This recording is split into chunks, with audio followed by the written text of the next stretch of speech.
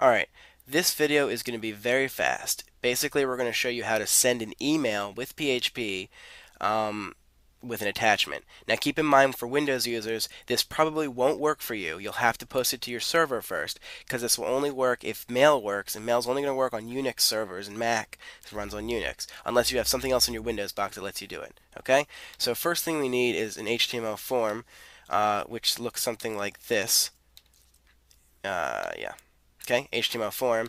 Basically, all this is a form method post. Our action equals this page, and we give it an encryption type that allows us to send files. And then we have an input type equals file with the name attachment. That name attachment, very important. Now, what we need to do is we're going to have, since we're posting this page, we're going to put our PHP up here. However, we need to prevent this from happening unless we actually post. So we're going to make sure that post is set and that it's not empty right there. So if there's post, then we're going to do it. So basically, if there is post, then we're going to continue. Okay, so what are we going to do?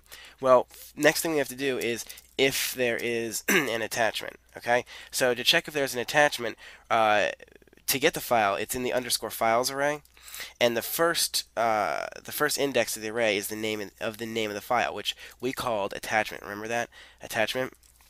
And then the name of the file is name, right? So we need to check if this value is there or not. When you post the form, it's going to be there, but it's going to be empty if there's nothing there. So we're just going to check that it's not empty so we can continue like that.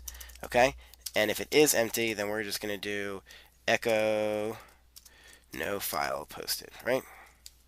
Posted. So in that instance, now what we need to do is store a bunch of variables. So just like we did attachment name, there's also temp name and type. So to do that, we're just going to grab these variables. Basically, we're going to just say store some variables, right? Bam, variables. Okay. And that's going to give us our file name, our temp name. So the name of the file is actually the name of the file. The temp name is some random string on your server where the file actually exists physically, and then type is the kind of the MIME type of the file, so like application/zip. Now the next thing we need to do is actually get the extension of the file. To do that, you do something like this. Basically, we use the base name of the file, which is going to be everything after the last slash, and then we kind of do some string cutting to get the last 4. Now the reason we're doing the last 4 is because we can do, because docx really is the reason I'm doing it. Docx and JPEG exist. They're 4 characters. So when we're going to basically search for those. So you're going to search for .doc, we're going to search for .pdf. Again, these are all 4. They're going to search for docx with no dot, and then we're going to search for JPEG if you want to do that. Again, the most we're going to search for is 4. Again, we're going to use that dot, because we have to adjust for 4 or 3 instead of having to do 2 different ones. We're going to do it like that. So we're going to create an array of our allowed extensions, right? Just like that. So our allowed extensions is an array: doc, docx, pdf, zip, and png. Now remember, the docx does not have a dot because then that would be 5. So we actually have to do that check. Basically, we're going to use the inArray function to do that. So if in array extension allowed extensions, then continue. If it's not in the array, then we're going to spit back and say echo file type not allowed. Okay, that's how we're going to do that. Now, what we need to do is, if it's in the array, so now we're moving on, basically we need our mail essentials. Our mail essentials include our from, our message, our to, and all that stuff. Okay, so our from is going to be our posted email, our to is going to be my mobile me address, our subject is going to be something random, and our message is also going to be something random. That can be HTML if you want it to be. Now, we need a couple things. I'm going to use the word file and store that as the temp name instead of what we had before. The reason I'm doing that is just because it makes more sense than calling it temp, because it is temp, but it's not really temp for what we're doing. So I'm just going to call this things you need. Now, I'm going to have you copy and paste these, but then you need to get the contents of the file. Okay, the contents of the file is chunks. We're basically 64 base encoded. Well, let me start here. We're going to get the contents of the file, which is the contents of the file in string. Then we're going to 64 base encode it because that's what mail understands, and then we're going to split it into chunks. Just copy this verbatim because it works. Now down here we're going to get some random unique identifier, because when you make an email with multiple parts, it has to be split by some random number so that the email program knows that they're separate parts. So we're going to call it unique identifier. We're just going to hash a unique time. We're going to make sure it's unique. Okay, that's all we're going to do there. Now we're going to put our standard mail headers that you've always had. Bam, right here. Our from, our reply to, and our MIME type.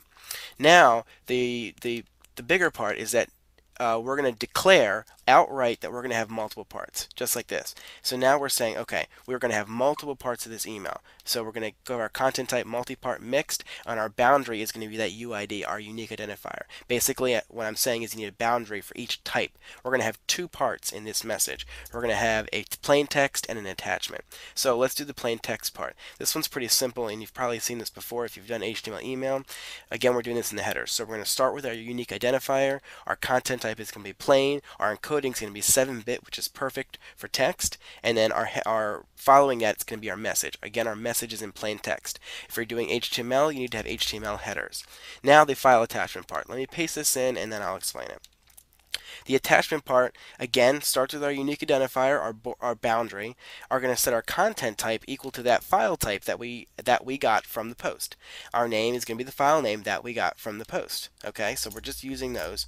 Then our content transfer is going to be base 64. Again, we're setting it to base 64 because mail programs understand base 64, and we encoded it in base 64 up here. Then our content disposition, we're going to say it's an attachment, and our file name equals that file name that we gave it. Again, we're using file name and not temp name because we actually want the attachment to make sense. And then our header is going to be equal to that content. Again, that content is that chunked up 64 encoded contents. And that's how you do the attachment. Now the last part is we actually need to send the mail. Now this part is also a little bit trickier because normally you would put the message here. However, in this case, our message, we're just going to leave blank because our message, again, is here in the plain text section. So we don't need to put it here. So we're going to do mail to our subject, blank message, and then all of our headers that we put in. Now we're going to wrap it in an if condition because we need to say if it's successful, tell us. If it's not successful, fail. Right? Save that. Refresh this page. Go ahead and send. I have a PHP problem. I'm going to pause this real quick so I can find it. Okay, so upon pulling up my error log, I see down here that I have an error on line 30. So if I go in here and I check out line 30, I see it's this. I checked out my parentheses and they're all fine, but I noticed the line above does not have a semicolon. That's probably why. I actually haven't tested this yet, so let's see. So now we'll check out the page. There we go. Our from, let's do bob@bob.com, and we're going to do this. Let's go ahead and do a let's do something that's not allowed to see if that works. All right, let's do this GIF, right? We're going to send that. Oh, file type not allowed. Okay, great. So that's working. So let's do bob@bob.com, and now let's send an allowed type. Let's do this PNG, and we're going to send. And then it says success, okay? Now, our form is still here. We have a problem with that. We don't like that. So let's actually come down here, and after this is all done, right before the closing, we're just going to say exit, which is going to not show the form again. Let's try that one more time. Open our attachment. Okay, so that was not good. Let's make sure that that's okay to do because it does not look like it. Okay, so it's outside of our realm, so we actually need to do that inside of our whether we success or fail needs to happen. Okay, let's do that again. There we go. Now our from is going to be bob2@bob2.com. Our attachment is, let's go ahead and do a different PNG, and now we're going to hit send. Now our form doesn't show up. It says success. Let's check out our mail. Here's our first one, and there's our attachment that we attached, was that PNG, right? So if we look at it, that was built site, right, PNG, and there's our second email just came in, and there's again another attachment, which is that image. There we go. We have sent email, and here's our text message, right? So we've sent email with a message and an attachment through PHP.